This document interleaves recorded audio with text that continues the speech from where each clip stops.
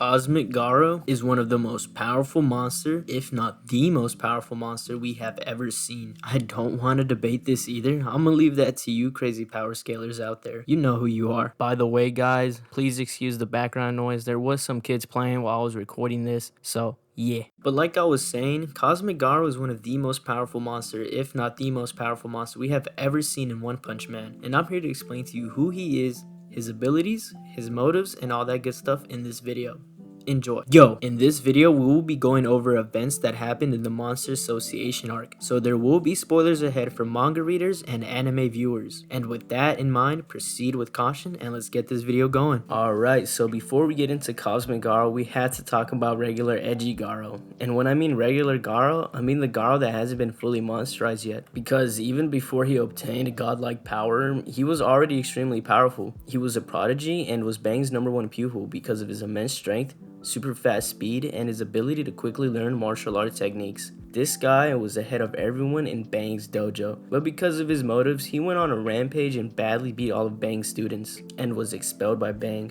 Like, seriously, when he was first introduced into the series, he wanted smoke with everyone and just smacked a room full of thugs and 3 A-class heroes, no diff. Now, let's get into Garou's motives. Garou has a fascination with monsters and wants to be the strongest monster. But why, you ask? It's simple. He's fatherless. Nah, I'm just kidding. But in all seriousness though, Garou was an outcast as a child. Although he had no friends, he would play a game called Heroes, which is a game that involves 2 roles, those roles being a hero or a monster, and of course, Garou would be the monster. But like I was saying, he would play that game with the popular children at school, who enjoyed bullying him both physically and verbally for being the monster. Having watched his life repeated over and over again because of the show that he used to watch as a kid, called the Justice Man TV show, he grew a distaste for heroes in general, and believed that in the end, the majority will always want him, the quote-unquote monster, dead. However, this mentality also leads him to have a soft spot for his victims, even his enemies. For example, in his fight with Super Alloy Darkshine, when he begins attacking the hero's ears,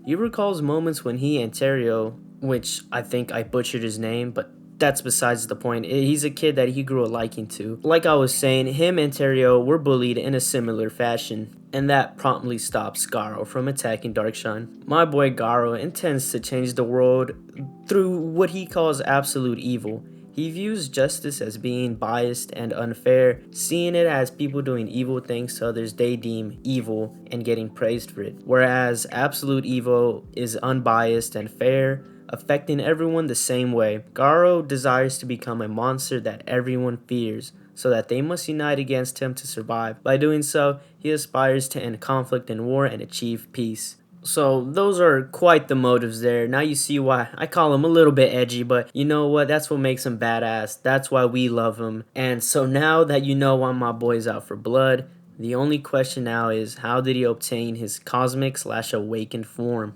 Well, in his fight with Saitama, Garou gets his ass beat to the point where he starts contemplating his own life. And because of that, a divine-like being known as God, who I'm gonna cover in another video pretty soon, so stay tuned for that. But like I was saying, a divine-like being known as God approaches Garou in the form of his former master, Bang. God ends up giving Garou his cosmic form and pulls up on Saitama ready to fight. This form is just so badass, and it even makes Saitama put a lot more effort into this fight than usual. Shit, he even pushes Saitama to be stronger than what he already is. In his cosmic form, most of his features that make him look human are now completely gone, and are replaced with the void filled with stars and galaxies. So now that Garou is in his new transformation, he is now able to solo your favorite verse. Nah, just kidding. But for real though, Garou shows even greater power than before and has a lot of new busted abilities. Do you remember when I said Garou is able to quickly learn martial art techniques? Well, now he can just outright copy any technique. Bro thinks he's fucking Kakashi. This is seen when he copies Blast, Teleportation, and Gravity Knuckle. Not only that, but Garou has also gained knowledge of the flow of all energies, as well as the behavior of all forces in the universe. He can even control the energies of the universe as he pleases. As a result, he is capable of delivering tremendous amounts of cosmic energy, just like when he used the Gamma Ray Burst against Saitama.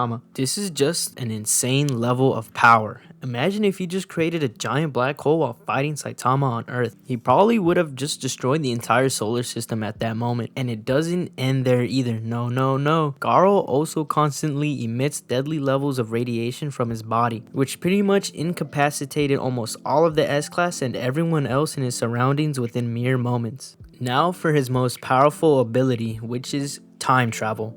Now look, I'm not no 300 IQ nerd, so to explain how he time travels, I'm going to explain it using the words straight from the One Punch Man Wiki. Shout out to them, by the way. Garou is able to manipulate particles within his body on a subatomic level and force them to behave like antiparticles. That allows for him to time travel. Garou refers to this power as his most powerful technique, albeit he himself also stated that he has not succeeded in using it for time leap. The user imagines their own inner universe and manipulates the particles and antiparticles generated in pairs by the user's intense cosmic rays. When the two types of subatomic particles, one moving forward and the other moving backwards in time, begin to imitate each other's movements, the user can travel backwards in time. Do you understand all that? Me either. All I know is that it's peak fiction. But as we all know, all powerful transformations in shonen must come to an end, and after realizing that he cannot defeat Saitama even with all his busted abilities, Garou decides to show Saitama his time travel technique, knowing that Saitama will be able to replicate it. But as he's showing Saitama his technique, God begins to take back the power he bestowed upon Garou,